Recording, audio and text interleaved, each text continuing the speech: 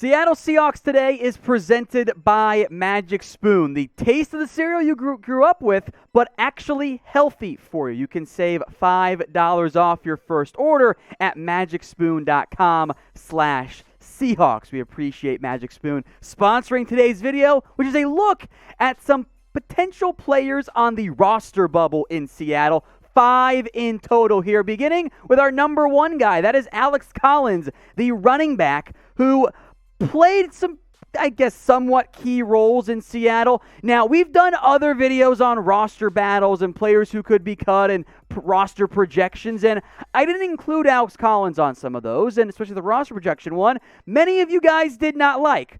Well, the reality is Alex Collins is very much on the roster bubble right now in Seattle. Every guy we're going through today, his contract is indicative of someone who might not end up making the 53-man roster. That is the reality of this situation in Seattle, that Collins is not guaranteed a spot. Now, if Carson gets hurt, then I think Collins' chances actually of making this team actually are improved. But Chris Carson's going to be the lead back in Seattle. Rashad Penny, DJ Dallas, Travis Homer all offer a little bit more third down value. So because of that, I don't know what the situation looks like. If there is any guarantee whatsoever, Collins makes this team. In fact, I would not be surprised because of the limitations on third downs and special teams if Collins, as we sit right now in the pecking order, is actually a little bit further down, more in the RB5 range versus RB3 or 2. If I need someone to carry the ball 16, 17 times a game, Collins is my preferred role. But if Chris Carson is healthy, I don't need that guy quite as much. Now, if you guys want more training camp preview videos, roster battle stuff, position battles, guys who could be cut, just general training camp previews, do me a favor and share this video today. Trying to get some views going back up here, or else I'll be doing other stuff than Seahawks videos. So do me a favor, share this video on whatever social media platform you're on, and help us out. Next up, Phil Haynes, who after the 2019 year, I'm like, okay, this guy's going to play a nice big role for this team. Former fourth-round pick. Hasn't really been healthy. He's been stuck behind others on the offensive line. He's now stuck behind Damian Lewis. He's stuck behind Gabe Jackson. He might be stuck behind the likes of Jamarco Jones and Jordan Simmons, and I think even maybe Kyle Fuller if they want to go deeper at center, given some uncertainty, I believe, around Ethan Posick. Now, back in the postseason, 2019, I thought Haynes showed some flashes. It was only 42 snaps. Yes, it was a much lighter sample size there, but 2 hurries allowed in what I'm going to call a starting experience, more or less. The run grade was fine. The passing grade was pretty solid as well. I thought Haynes showed enough to keep him around and keep him on this roster. But I do wonder long-term if time is running out. I think he is firmly fighting for his Seahawks life as we sit right now. So this question is the pinned comment on today's video. I want you guys to name a player who you think is on the roster bubble. Get your votes in for me in the comment section, especially if you get the ad break on YouTube right now. Obvious name time, Robert Nkemdiche. This one, I'm actually very intrigued by. We haven't really talked about Nkemdiche much on this show, so I wanted to use this opportunity to go a little bit more in depth on him. A former first-round pick, immensely talented. We know that about Nkemdiche. 26 tackles, 10 tackles for loss, 4.5 sacks only, though, in 29 games. Some of the flashes have certainly been there. That is the reality for Nkemdiche. The raw talent has always been there, but he still faces an uphill battle to A, make the roster, and of course, B, make the most of that immense talent. Puna Ford, going to be a great, 1 technique there, might get some 3 technique reps this year. Al Woods, probably going to make this team. Brian Monet, decent backup at the 1 technique spot. My suspicion is that Seattle is going to utilize LJ Collier and Rasheem Green a little bit more frequently as 3 techniques, that more pass-rushing defensive tackle. I think Nkemdiche plays a similar role. If he maximizes his potential, he is worthy of starting on this team. We haven't seen nearly enough of that consistent potential, however. So I want you guys to get your votes in here. Do you think Robert Nkemdiche will end up making this team? The final roster. Type in 1 for yes or type in 0 for no.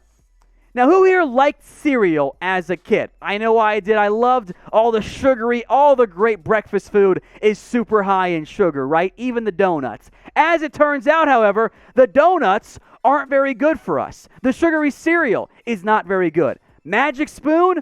Oh, it is good for you.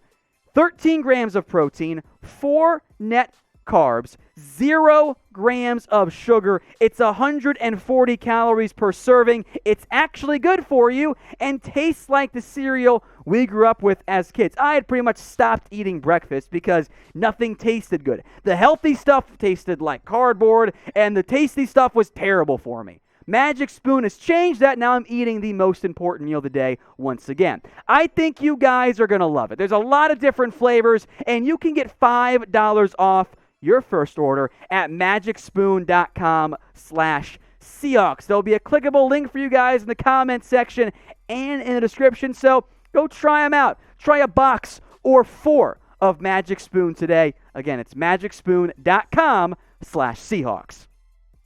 Let's get now to Aldon Smith. I think a very obvious one to include here. I'm trying to not include our cut candidates, guys, by the way. There's the obvious off-the-field concerns right now with Aldon Smith from his arrest in the end and charges he's facing in Louisiana. I don't think he showed up in that great of shape, and that's why he was partially away from the team's minicamp. And that's a red flag after the regression we saw last year. Aldon Smith, through the first 5 games, looked like a legitimate potential comeback player of the year. He was performing at that level. The problem is, after he torched Seattle, by the way, he struggled and slowed down the stretch. And even if he's back in time for training camp, which I think is a question mark right now, he may not make this team. Carlos Dunlap, Benson Mayowa, Kerry Hyder, Darrell Taylor, get to him more in depth in a second, Alton Robinson are all pretty safe. Collier and Green make it too. That's a lot of guys who can play that defensive end role. I think Smith's best roster shot right now is to play that strong side linebacker, edge rusher hybrid role. Darrell Taylor has that job in great position right now. I'd like to make Aldon Smith the backup there and carry 6 quote-unquote linebackers with Barton, Burke-Irvin, and of course Wagner and Jordan Brooks also making that roster.